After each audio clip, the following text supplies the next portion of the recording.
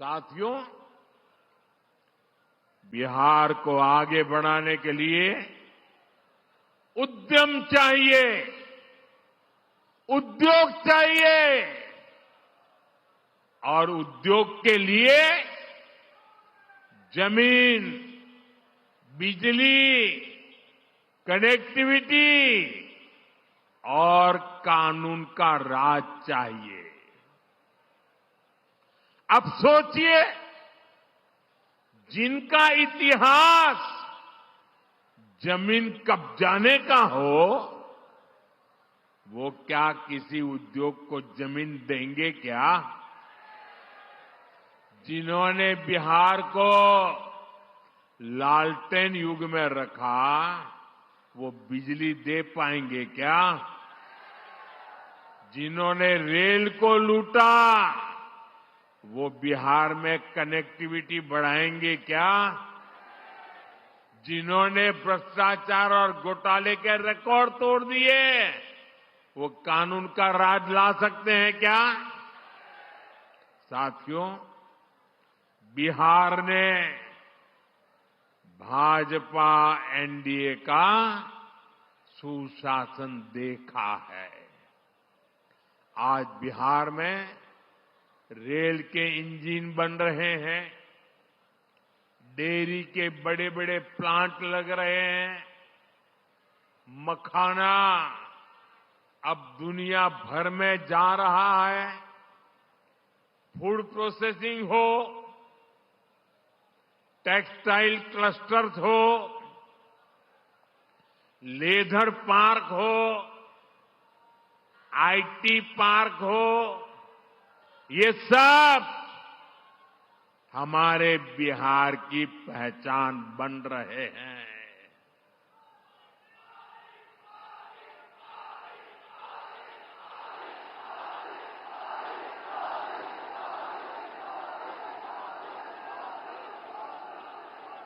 साथियों, कभी बिहार अपनी जरूरत के लिए मछली बाहर से मंगाता था।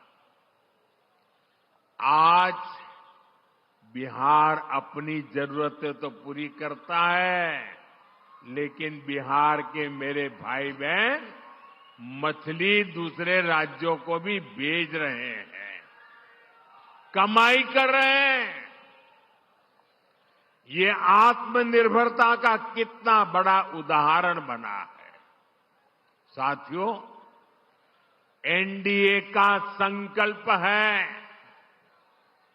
बिहार में पढ़ाई, कमाई, दवाई और सिंचाई, इसके भरपूर अवसर बने।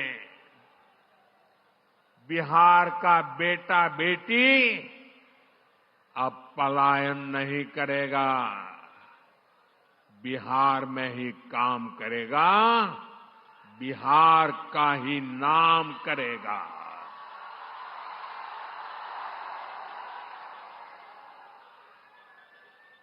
साथियों, जब सुशासन होता है तो सब खिलते हैं, और जब जंगल राज होता है तो सबका दम घुटता है।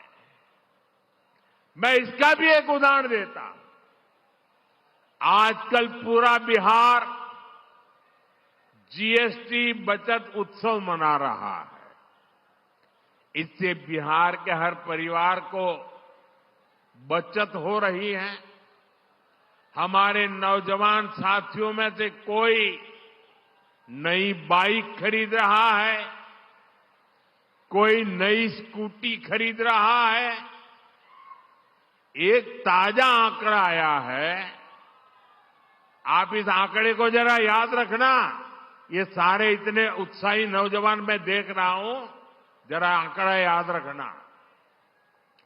पिछले साल यानी एक साल पहले इसी सितंबर अक्टूबर के महीने में बिहार में 50,000 मोटर बिक्री हुई थी। मोटरसाइकिल 50,000 मोटरसाइकिल की बिक्री पिछले 12 महीने पहले हुई थी। इस साल जीएसटी बचत उत्सव में इस वर्ष के सितंबर अक्टूबर के महीने में बिहार में करीब 1.5 लाख मोटरसाइकिल बिकी है।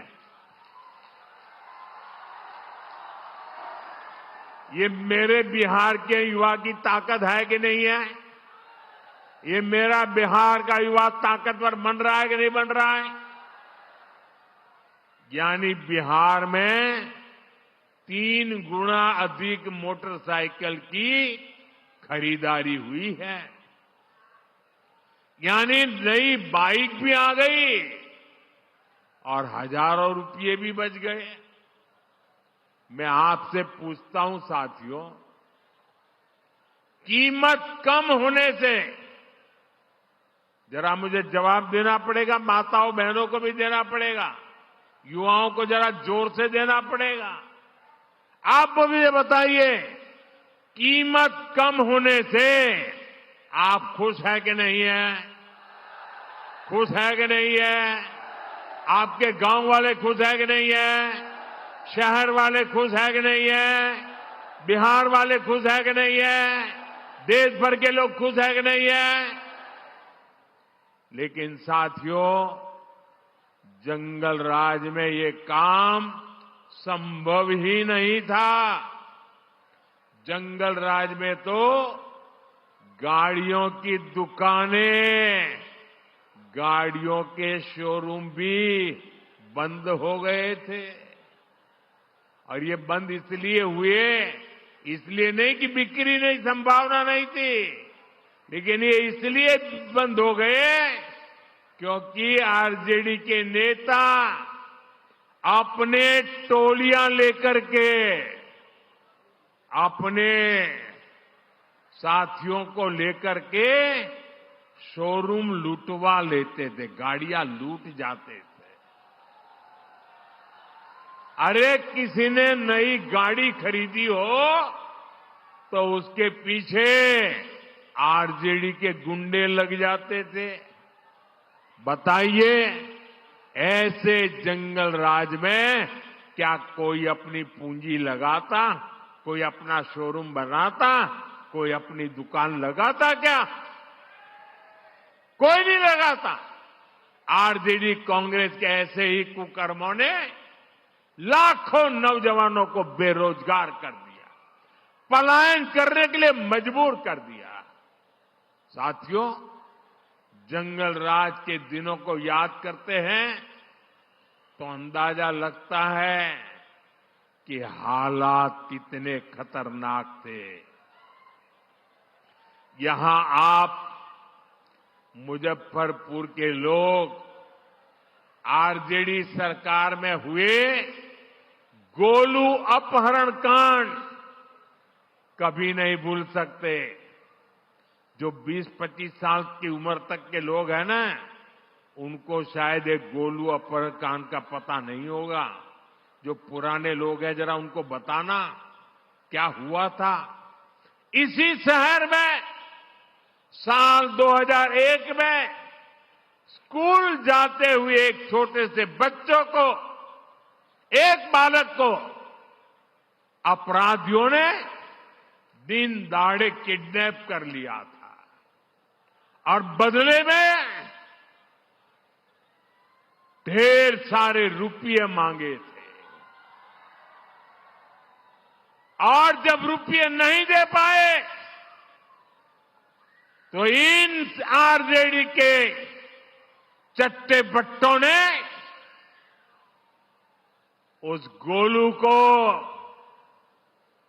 उस छोटे से बच्चे को उसके टुकड़े कर दिए। मेरे भाइयों बहनों, उसके टुकड़े कर दिए, बेरहमी से उसे मार दिया गया।